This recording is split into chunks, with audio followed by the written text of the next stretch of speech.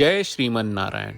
ए पर जे टिप्पणी हम करे जा रहल बा रामानुजदास श्रीमान गट्टू वेणुगोपाल स्वामी जी के द्वारा दिहल गयल बा। अध्याय 17 श्रद्धा त्रय योग विभाग श्लोक 4। यजन्ते सात्विका देवान् यक्षरक्षांसि राजसाः प्रेतान् भूतगणांश्च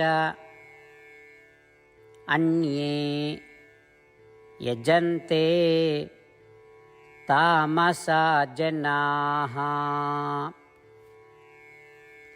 ओम।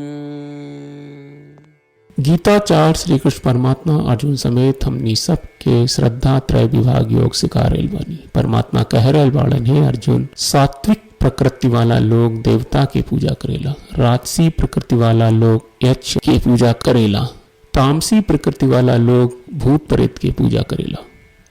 ई कह के श्री कृष्ण परमात्मा ई समझावत बाड़न की सद्गुणी स्वभाव के लोग देवता की पूजा करके परम सुख प्राप्त करेला। जो राजसी गुण में उच्च होला उ यक्ष के पूजा करके दुख के साथे क्षणिक सुख प्राप्त करेला, और जे तामसिक में बलवान होला भूत प्रेत के पूजा करके उ सबसे निचला सुख के प्राप्त करेला, जौना के साथे दुख भी होला।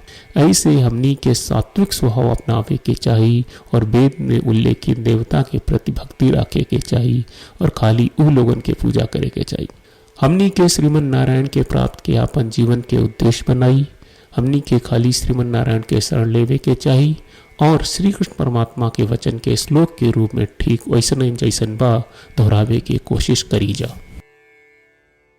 यजन्ते सात्विका देवान् यक्षरक्षांसि राजसाः प्रेतान् भूतगणांश्चान्ये यजन्ते तामसा जनाः। श्रीमद् भगवत गीता का पूरा सार श्री कृष्ण परमात्मा ने अध्याय 18वें के श्लोक 65 से 70 में 8 काम करे खातिर दिले बाड़े। श्री कृष्ण कहले, हम ओ लोगन से प्रेम करनी जो लोग इन 8 बातन के मान तारे। हम ओ भक्तन के हर तरह से रक्षा करब। श्री कृष्ण परमात्मा के द्वारा बोलल गईल संपूर्ण भगवत गीता सुनला के बाद अर्जुन कहले, करिष्ये वचनम त्वा, जेके मतलब बा कृष्ण मैं उही करब जौन आप कही। यही कारण बा श्री कृष्ण अर्जुन के हर तरह के सफलता आ विजय प्रदान करेले। आई परमात्मा के आपन व्रत देई कि हमनी के ये 8 गौ कर्म के पालन करी जा। ई वचन परमात्मा के देवे से बड़न कौनो पूजा तपस्या यज्ञ नहीं। हम 8 प्रण कहब जौन हमनी के करे के चाहिए। आप सब कृपया इन्हन के आपन दिमाग और दिल में सोची। श्री कृष्ण के आपन वचन देवे के ई तरीका में हमनी सबकी कल्पना करे के चाहिए कि श्री कृष्ण का चेहरा खुशी से चमकत बा और खुशी के एहसास करत बा। जय श्रीमन नारायण। यहाँ हमनी के 8 वादा बा। हमनी के पहला वादा, हे श्रीमन नारायण, आपका निर्देश के मुताबिक हम हमेशा तोहार ध्यान करब और तोहार बारे में सोचब।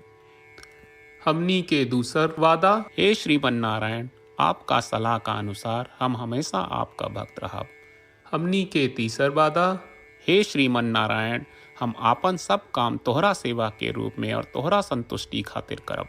हमनी के चौथा वादा, हे श्रीमन नारायण, जैस की आप माने के कहले रहलू, हमरा बहुत विश्वास बा कि हम आपके होई और हम हमेशा आपन दोनों हाथ जोड़ के आपके नमस्कार करब और आपकी पूजा करब।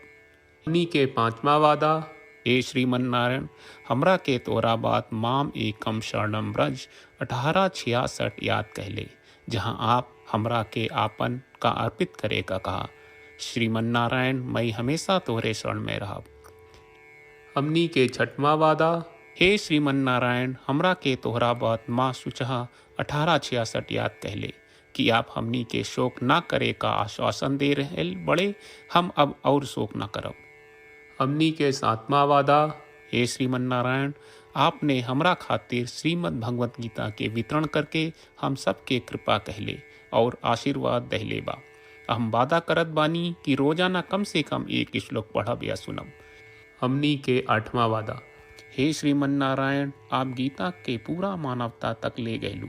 हम गीता में आपके दिव्य वचन के उन भक्तन तक पहुँचावे के प्रयास करब जे गीता से अपरिचित बा।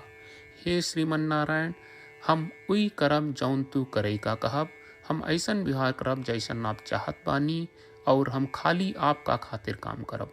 श्रीमन नारायण के रोज आपन वचन देहल कि हम ओइस करब जैस आप कहत बानी, ई अपने आप में बड़न पूजा बा। श्रीमन नारायण, करशे वचनम त्वा। श्रीमन नारायण, हम तोरे निर्देश के मुताबिक काम करब। सर्वम श्री कृष्ण अर्पणम अस्तु। जय श्रीमन नारायण।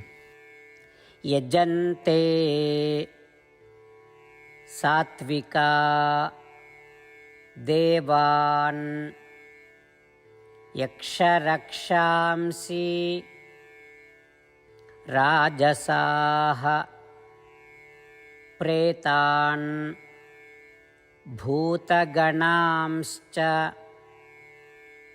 अन्ये यजन्ते तामसा जनाः। ॐ